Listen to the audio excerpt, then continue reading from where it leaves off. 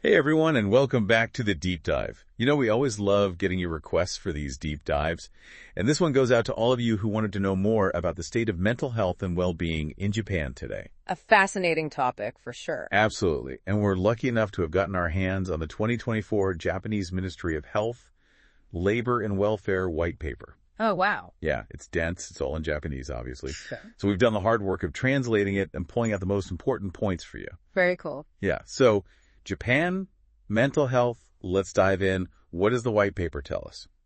Well, it starts off actually with a really broad definition of health. Okay. They use the World Health Organization definition, which says that health is a state of complete physical, mental, and social well-being, and not merely the absence of disease or infirmity.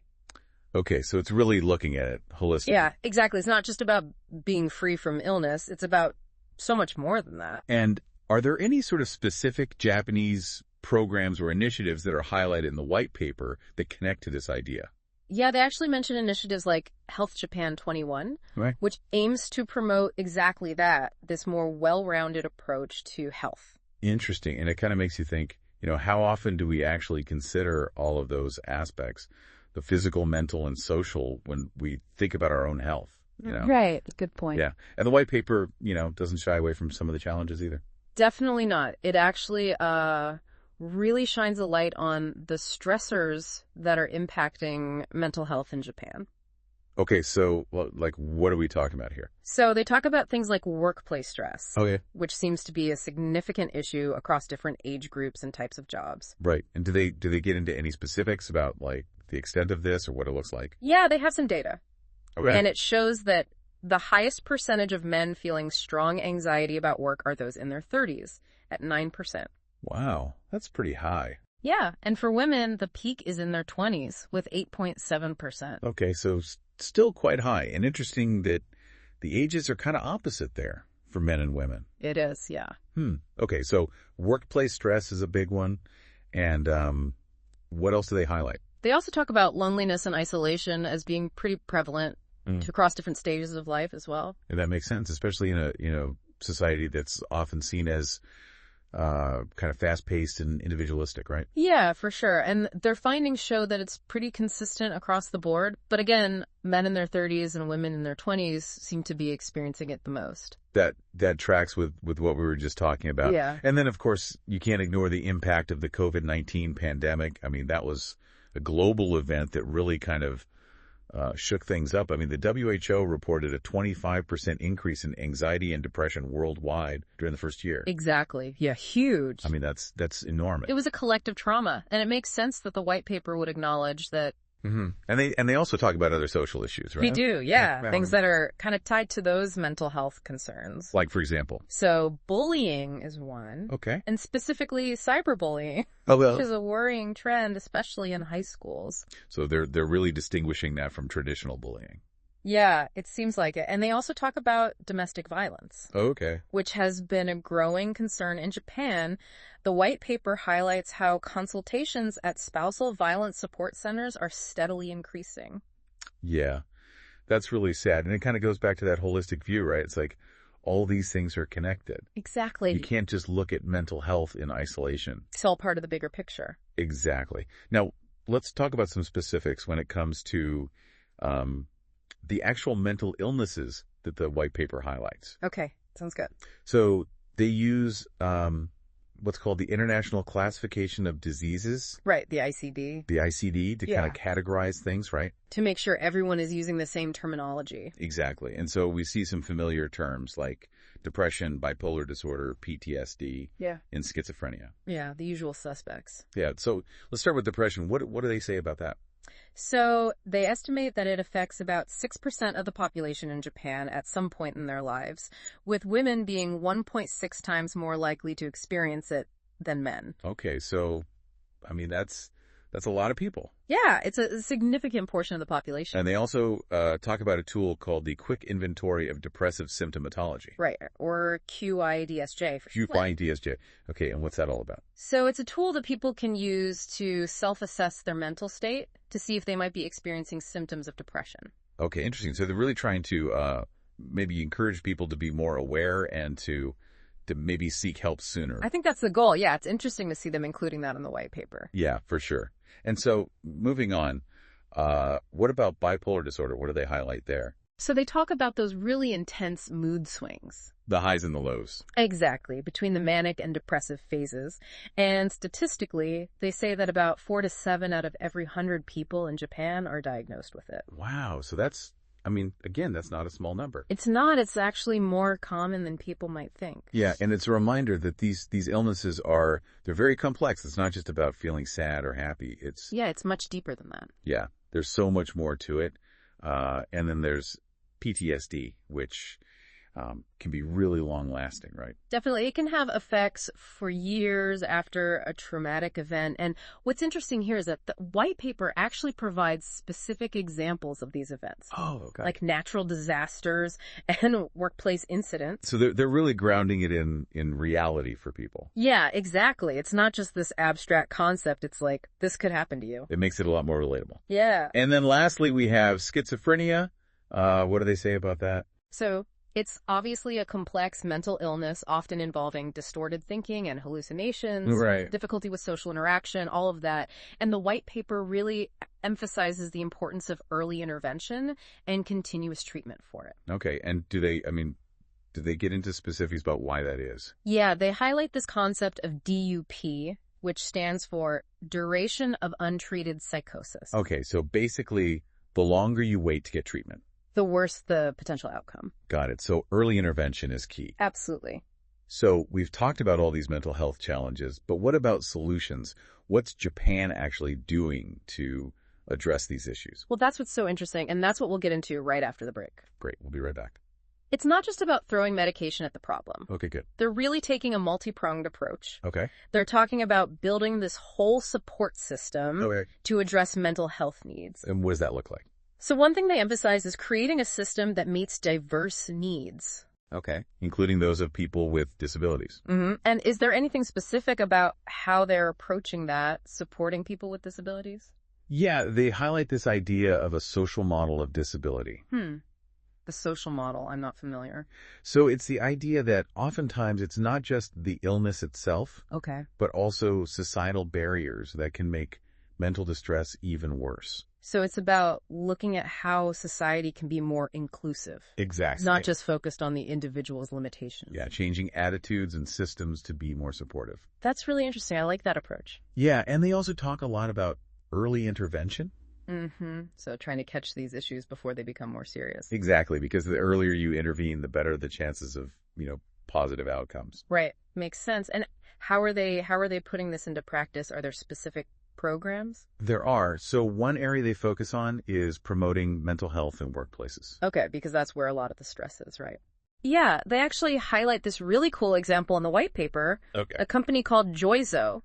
They implemented virtual offices and online tools to support their employees' mental health, especially during those, telework times. Wow, so it sounds like they're really trying to be proactive and adaptable in the face of changing work environments. Yeah, for sure. That's awesome. And the white paper also talks a lot about raising public awareness. Okay. And reducing the stigma surrounding mental health. Which is huge, because I feel like that prevents so many people from seeking help. Yeah, absolutely. So what are they doing specifically to address that?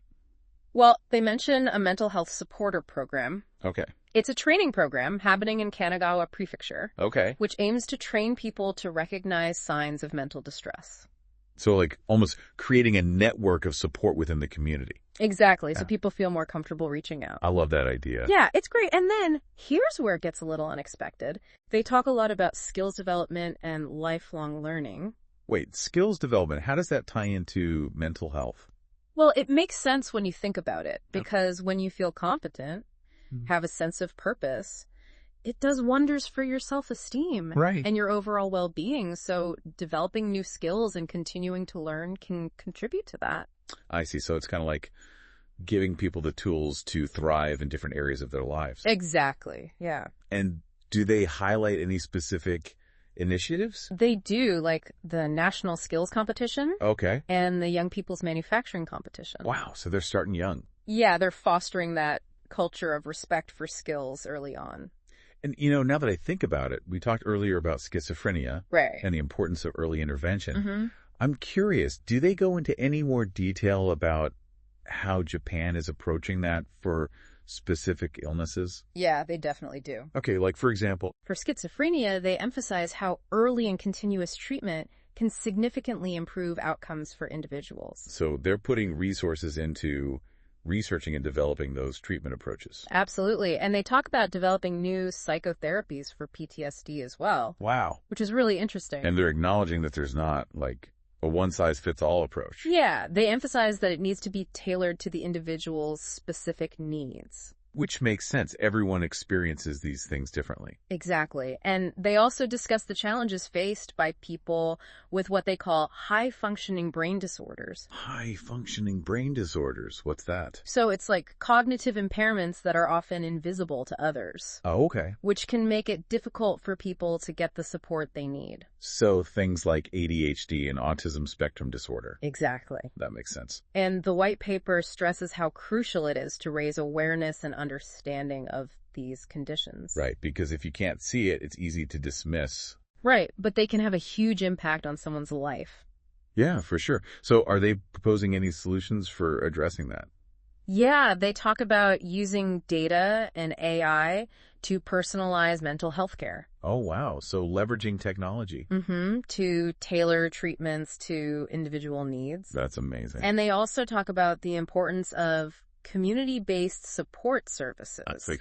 Mental health centers and peer support groups. So it's kind of like creating that safety net. Exactly. That goes beyond just traditional medical settings. Yes, and they even address the issue of hikikomori. Okay, hikikomori. Remind me what that is again. So it's basically social withdrawal. Right.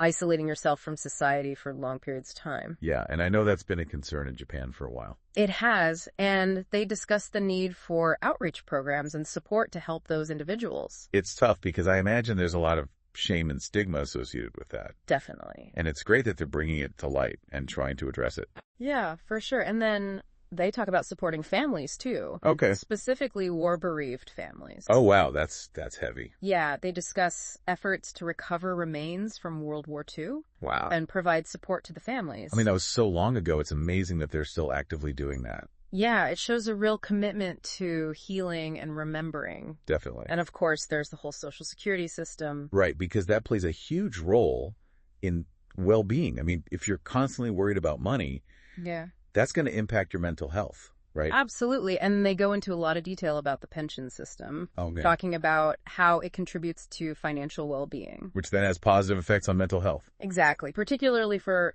older folks who rely on it more. It's about creating that sense of security. Yeah, so people aren't constantly stressed about finances. Exactly. And they also talk about the national health insurance system. They do, yeah. Okay. They emphasize how it ensures access to quality health care for all citizens. Which is another crucial piece of that safety net. Yeah, making sure that everyone can get the care they need. So it sounds like they're really trying to create a very comprehensive system of support.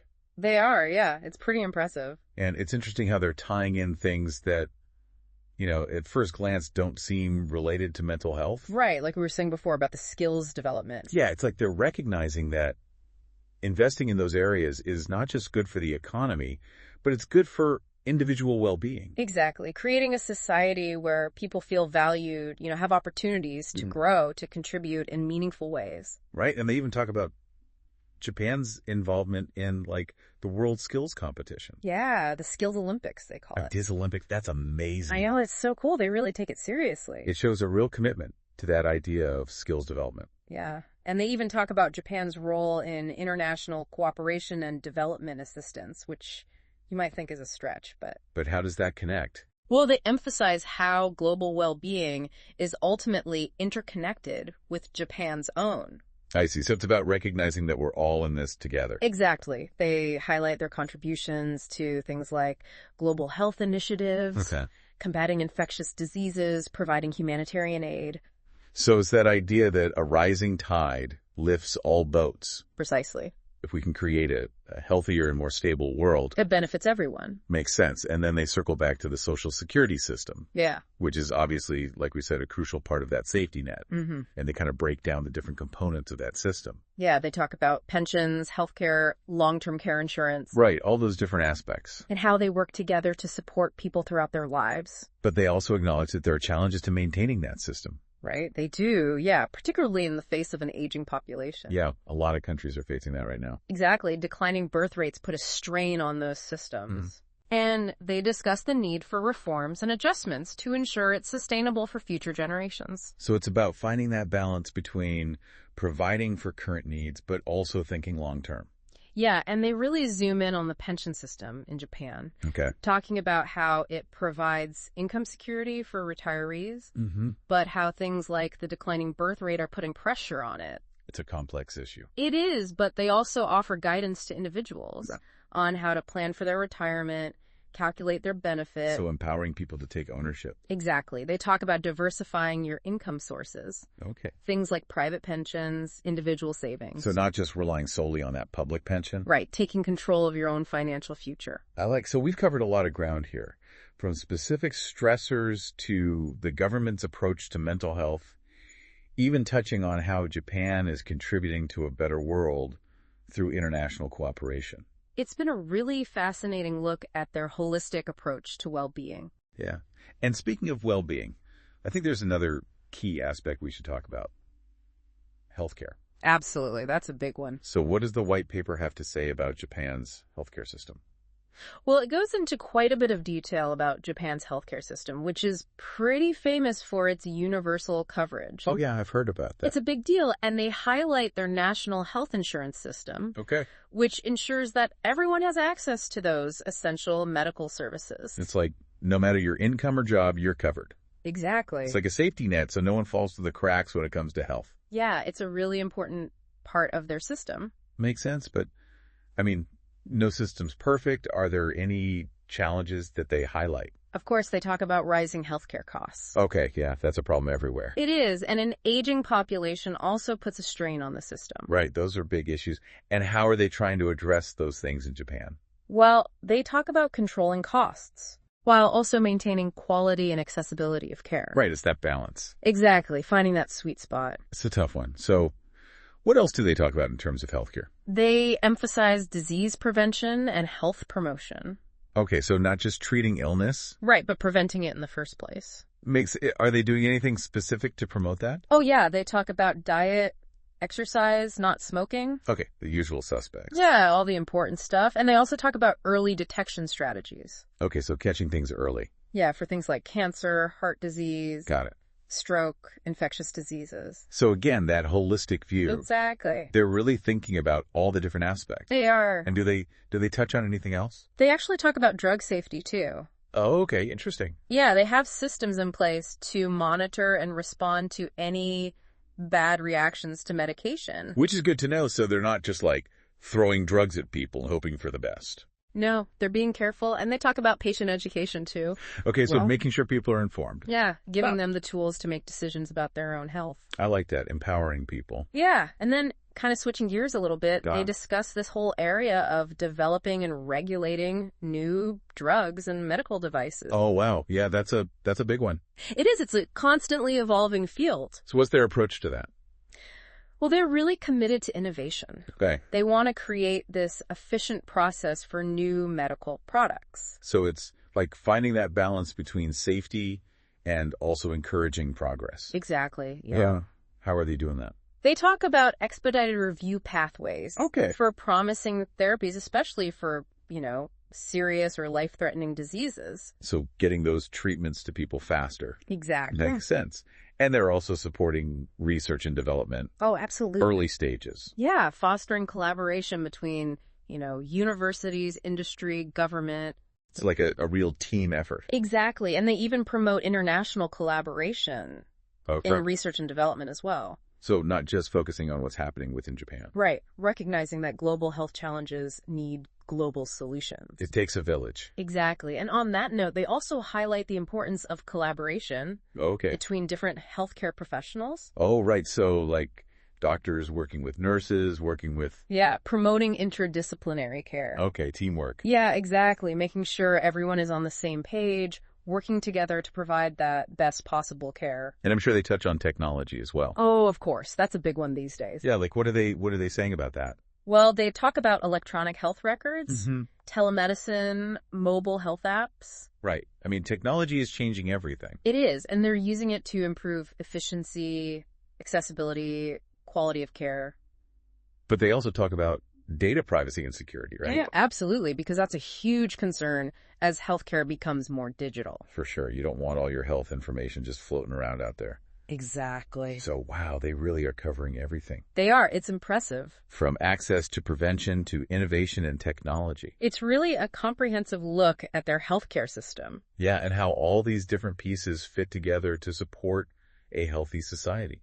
And it offers valuable lessons for other countries, too. Yeah, for sure. I mean, we've learned so much today from this deep dive into the Japanese Ministry of Health, Labor, and Welfare white paper. It's been fascinating to see how they approach these really complex issues. Absolutely, and we've got all the links in the show notes. So you can explore the source material for yourself. But before you go, here's something to think about. We've seen how Japan is facing many of the same healthcare challenges as other developed countries, but they're also at the forefront of innovation and taking this really proactive approach. So, what can other countries learn from Japan? What resonates with you, and how does it connect to your own vision of a healthy society? Those are great questions. We'd love to hear your thoughts. Until next time, happy learning.